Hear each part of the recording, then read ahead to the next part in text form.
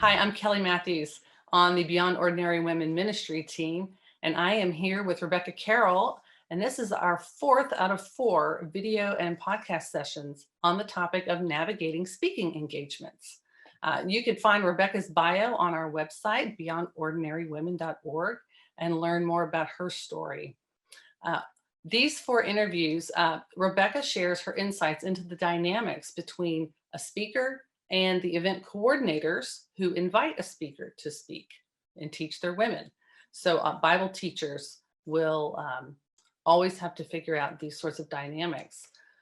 This session is the last, and Rebecca and I talk about choosing whether to accept or reject a speaking engagement. As a speaker, I need to know, do I accept this engagement? I don't have to accept everything, do I, just because it's offered? So Rebecca, my first question to you, what does a speaker need to know about a group who wishes her to come and speak to their women?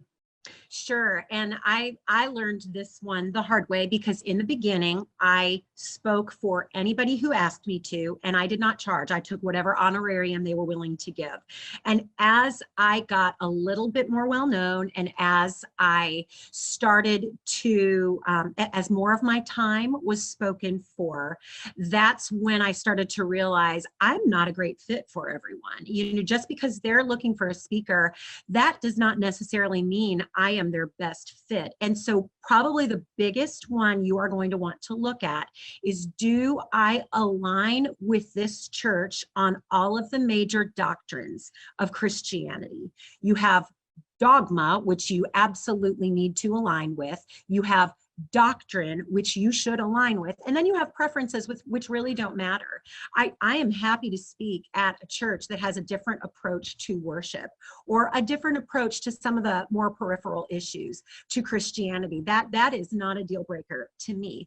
But when it gets into the matters of the fundamentals of our faith, if we have big differences there, I am not going to be able to deliver what they are looking for, certainly not in good conscience. And just as a matter of, if I don't line up with them over here, then what they really need is just a speaker who does.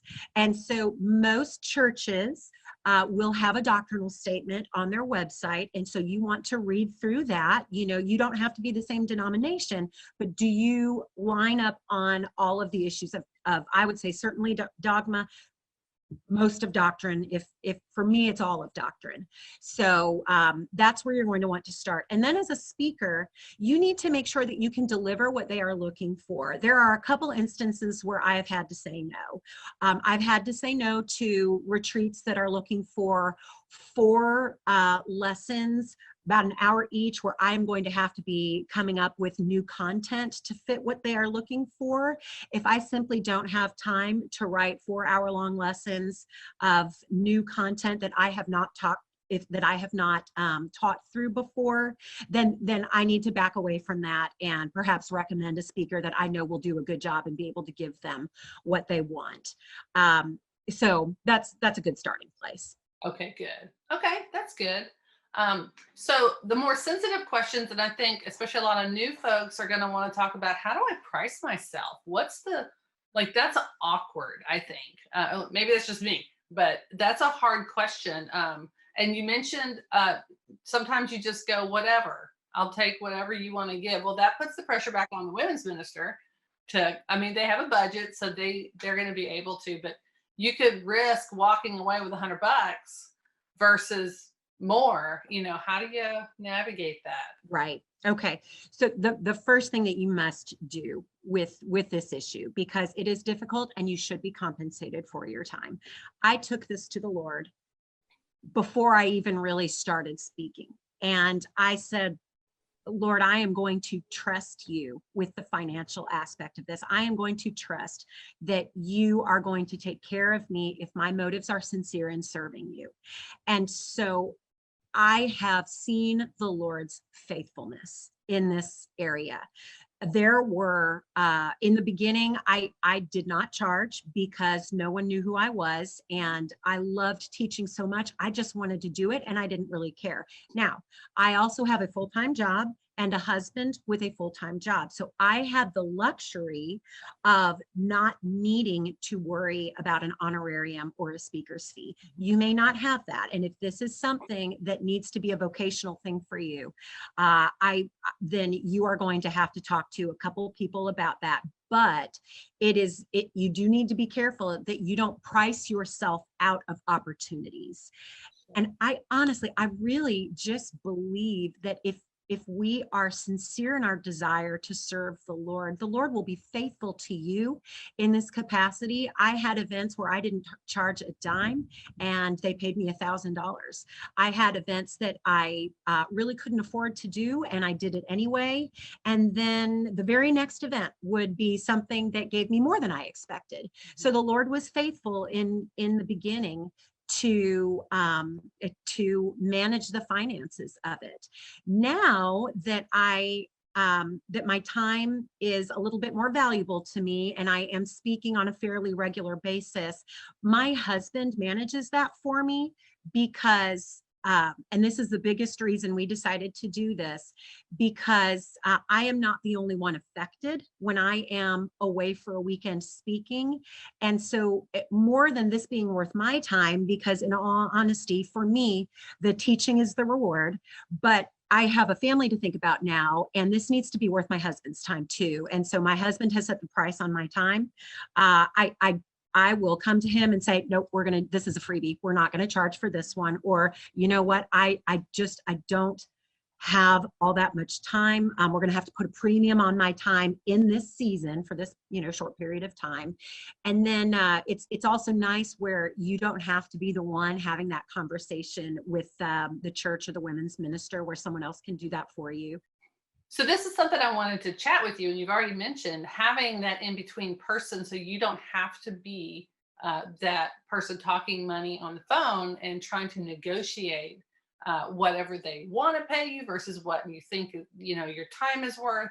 So talk a little bit more about having your husband, and I get this could be any person, whether you hire an assistant if you get to that point, or if you just have a friend who's agreed to be your manager. So how does that work? Sure. And I've got friends with this in writing. No one likes to promote their own work. So you have someone and you say, I'll promote yours if you promote mine. And you kind of do that for each other. If you have another friend who is doing the same thing, you can be that for each other, where you negotiate on behalf of each other. But yes, I would say that's a great idea if you're uncomfortable with it. For a long time, I did it myself, but I wasn't uncomfortable with it. It's nice now that we do sometimes have to put a little bit more of a premium on my time, but that is something very easy for, just a best friend to do. It probably won't be a ton of work. You'll be the one with the final say anyway. And it does take that pressure off of you, where I hate to phrase it this way, but you don't have to be the bad guy. You don't have to be the one that says, I'm sorry, that's not enough, because as someone who is in ministry, that's just hard to do. And it's awkward, because how can you put a price on sharing the gospel? And that's the truth. But you do need to be compensated for your time. So if you have a friend that's willing to do that for you once your schedule starts to pick up, I would absolutely say do that. And if you can return that favor for someone else, that's a great thing to do. Okay, I love those ideas. And it made me think of another question, and I think we'll wrap up with this. When you are invited and you've agreed to an engagement, do you go alone? Do you ever have an option to say, I'd like to bring a friend, she's going to help me with audio, or she's just going to be praying for me while I'm speaking, or whatever?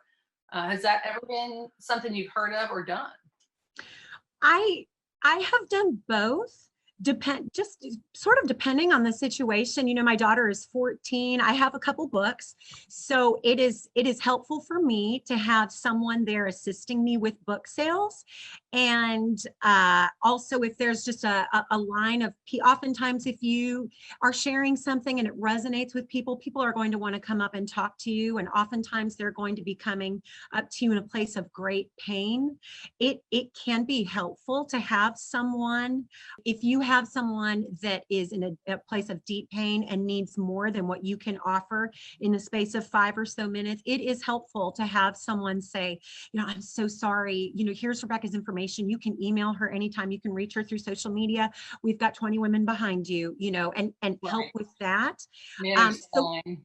right. So it can be a beneficial thing to bring a friend if you have one that's willing to do that for you. I did not need that in the beginning. And I will tell you, it is part of my ministry philosophy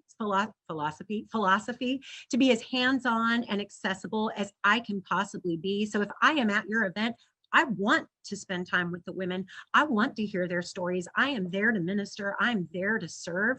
And so I don't want a green room. I don't want someone blocking on my behalf in that capacity. But if I'm invited to an event that's on a weeknight, it is helpful for me to have my husband there or my daughter there, because I get up at 3:30 in the morning, and that way they can kind of help me get my things together and help me in that capacity. So I think it depends on the size of the event, and yeah, probably depending on the size of the event, Okay. you know.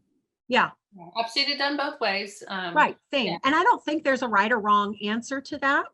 but it's something to consider, if that's something that you want. It's not unheard of to ask for that, especially if you're going away. I'm thinking for a retreat, that might be, an option. Right. But Now having I an have, extra person to help manage your time during the event, and it could be someone you bring, or it could just be someone you ask them to provide their leadership, and just say, "Hey, have somebody as my assistant just for these sorts of things." yes.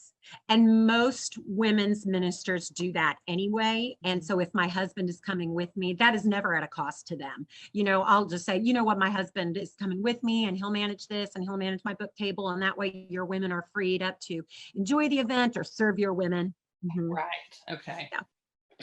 Thank you, Rebecca.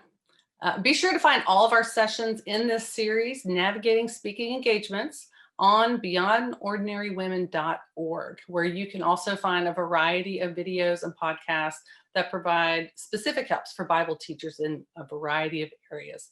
All of our resources are free to access. Thanks for tuning in.